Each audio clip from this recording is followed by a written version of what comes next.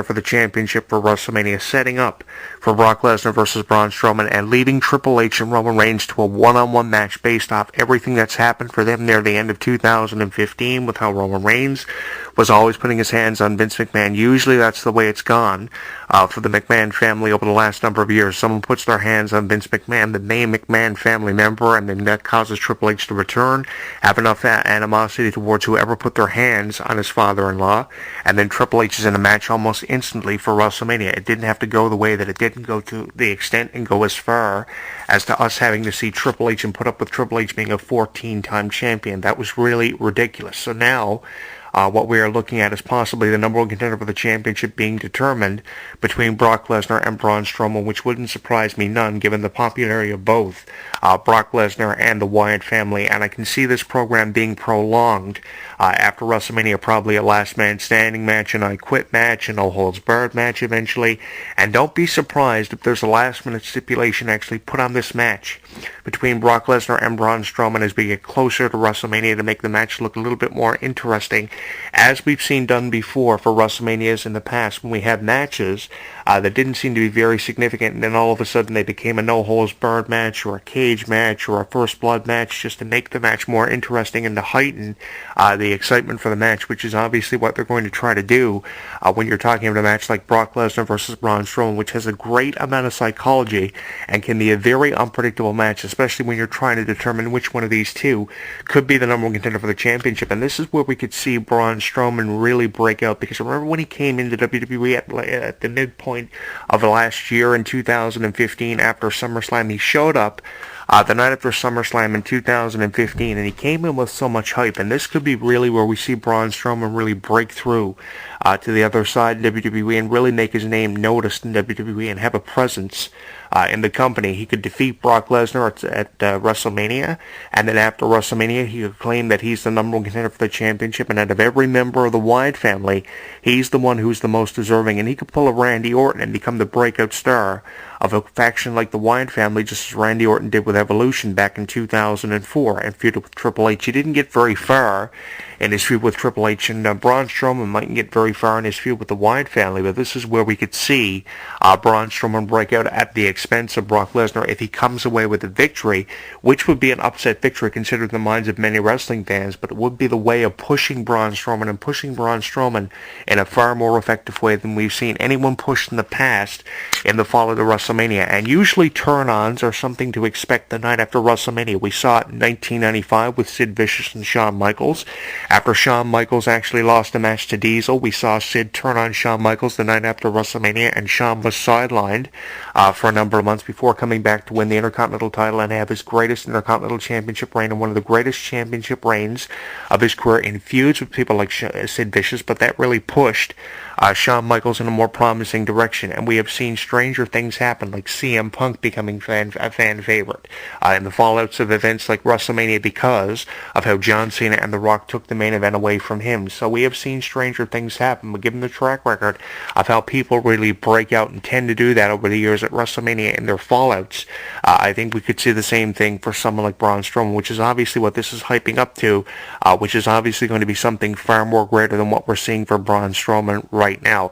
What was funny about the Wyatt family was I thought that Bray Wyatt would have been champion long before now, just because of his character and the psychology that went with Bray Wyatt. I mean, Bray Wyatt's got a couple of matches in there now with The Undertaker. He's got a couple of matches in there with John Cena and Randy Orton and Kane. I thought by now he would at least be a number one contender for the WWE World Heavyweight Championship. He was in the Money in the Bank ladder match I think a couple of years ago, where he was involved in some capacity. Maybe he just showed up and screwed Roman Reigns, but he was involved either way. I thought by now at least he would have been number one contender for the championship, or at least had one title reign under his belt. And obviously they're going vice versa and turning it around when we least expect them to do it. And they're pushing a Wyatt family member that you wouldn't expect for them to be pushing. Now you take a look at someone like Braun Strowman because of his size and his power and just his presence he's had in WWE ever since debuting that after SummerSlam last year. and you say, this is going to be the man. This is going to be the guy out of every Wyatt family member, from Luke Harper to Bray Wyatt to Eric Rowan, who is really going to be the one to break out. And obviously that's what we thought.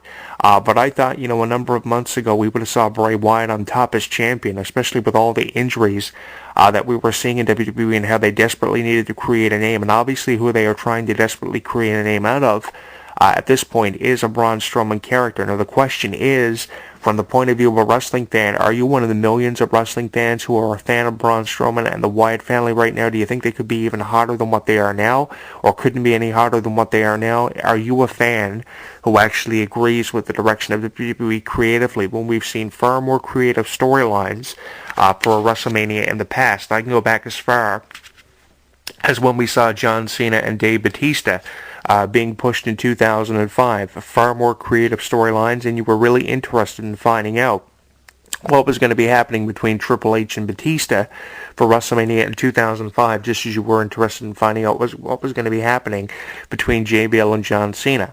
We have seen so many WrestleManias in the past where we have seen far more creative storylines, and I don't think this year is, the best creative storylines that we have seen, because we have seen far more creative and far more innovative storylines coming from the minds of WWE creative, and that's why I questioned the morality of WWE and if this is actually what's right for business. In the words of Triple H, are matches like Braun Strowman and Brock Lesnar, or matches like The Rock and the Usos facing the New Day, what's best for the business at this point, or are they just acts of desperations? And I think that's what a lot of wrestling fans are choosing to look at this as, are acts of desperations on the part of WWE creative, because they realize, oh fuck, we're in a situation where we have all of these wrestlers on the DL, they're not coming back anytime soon. People like John Cena are missing WrestleMania. This is not where we want to be for WrestleMania 32, considering the venue, Dallas, Texas. So they're just kind of throwing matches together just for the sake of having a WrestleMania card. And if you're Vince McMahon, you don't want your WrestleMania card looking like this. This is the most disastrous WrestleMania card probably since WrestleMania 11, when the focal point of the show were on all the celebrities like Jonathan Taylor Thomas and Pamela Anderson being escorts and guest timekeepers and ring announcers. That's really what this WrestleMania reminds me of, a lackluster card with celebrity power fueling the show. And it seems like celebrity power is what's going to be fueling the show this year when you talk about people like Dwayne Johnson and Flo Rida providing us with the WrestleMania theme song, My House, which is a great song. But still, it's a WrestleMania like WrestleMania 12 or WrestleMania 11 that was fueled by celebrity power. And you don't want the focus of WrestleMania being on Nicholas Totoro or Pamela Anderson. What you want is a WrestleMania where the focus is on the athletic ability and the matches that are on the WrestleMania card. You have 10 or 11 matches for a WrestleMania card, a 4.5 hour long show, so at least give us matches that we're actually going to be excited to see. Or if you're going to give us this card and we're going to have to settle with it, at least throw last minute stipulations on the matches like you did for WrestleMania 22 back in 2006, and at the last minute we saw casket matches and no holds barred matches become the focal point of WrestleMania. I would really appreciate that if that happened, because I think it would go a long way in making WrestleMania's card look far more outstanding than what it does right now, rather than just giving us Brock Lesnar versus Braun Strowman for the hell of it, which could be a very entertaining program as time goes on. And that's what really we're going to have to allow when talking about Brock Lesnar or Braun Strowman, is time to create something special like you did for John Cena and Bray Wyatt back in 2014. You had matches like John Cena and Bray Wyatt, which just started out with one-on-one matches and then went from one-on-one to cage matches and last man standing matches. Really appreciate what they did there with that, because it really made it far more interesting. And I think what we could be seeing now is something being done with Brock Lesnar and Braun Strowman to really heighten the interest, because that's really what you have to do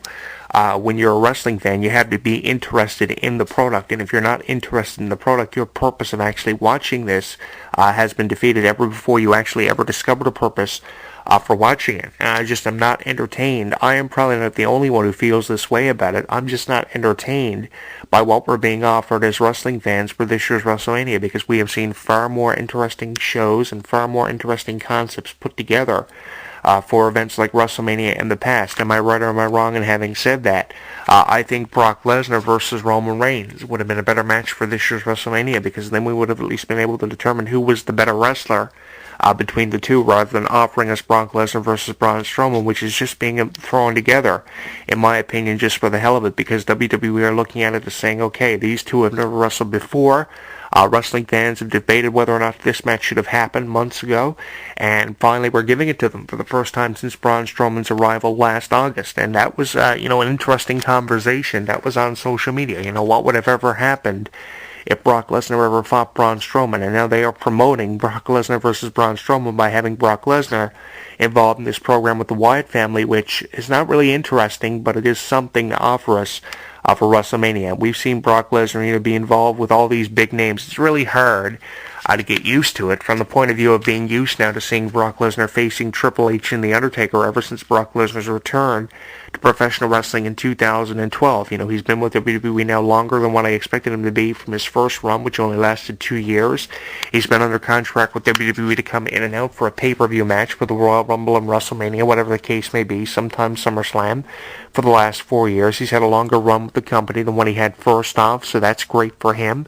But it's kind of hard to get used to seeing Brock Lesnar facing people like, say, a Chris Jericho or a Braun Strowman. And is this what 2016 is going to have in store for Brock Lesnar? These matches against these names that you wouldn't want to see a former UFC champion be in, and you have to wonder if Brock Lesnar is actually happy with his position in the company. He came back, he conquered it for a while as champion. He was champion for over 8 months, I think it was, before losing the championship to Seth Rollins last year at WrestleMania, the name that Brock Lesnar probably did not want to lose that championship to. He had to be extremely frustrated last year, and that's probably why he left for as long as what he did, because he didn't want to lose to Seth Rollins and didn't want to come back and lose to Seth Rollins in another championship match because of The Undertaker, which set up for something ultimately greater. We never did see Brock Lesnar face a small name in WWE, a name of insignificance in the minds of Brock Lesnar and Paul Heyman. It was always Brock Lesnar facing your main event level superstar. So now it's a change of pace that we had to get used to, seeing Brock Lesnar facing people like Braun Strowman and probably names similar to his down the road. So it doesn't seem like anything big is planned for Lesnar anytime soon. That's if this match between Brock Lesnar and Braun Strowman is not to determine the number one contender for the championship in the fall of WrestleMania, which I wouldn't be surprised if in fact it was, because you have to have something interesting for both Brock Lesnar and Braun Strowman to experience in the fallout of WrestleMania and find a way of them benefiting from having this program, because I wouldn't want to see this program have no way of seeing Brock Lesnar and Braun Strowman benefiting from it, because if there is a way they have to benefit from this, because the purpose of having this match would be defeated ever before a purpose would be discovered, because you had to have something for Brock Lesnar and Braun Strowman to fall back on, and if not Braun Strowman and the entire Wyatt family. I just spoke on here earlier the scenario of having Braun Strowman break away from the Wyatt family. That would be really interesting, because we have never seen something like that happen for the Wyatts. The Wyatts never really did have a disagreement. They tried to have some kind of a storyline between Eric Rowan and Luke Harper, and that really failed. I remember when they had Team Cena facing Team Authority. You had Luke Harper on Team Authority, and then here comes Eric Rowan after he hadn't been seen for a number of weeks, and then he's a member of Team Cena. So we had Eric Rowan on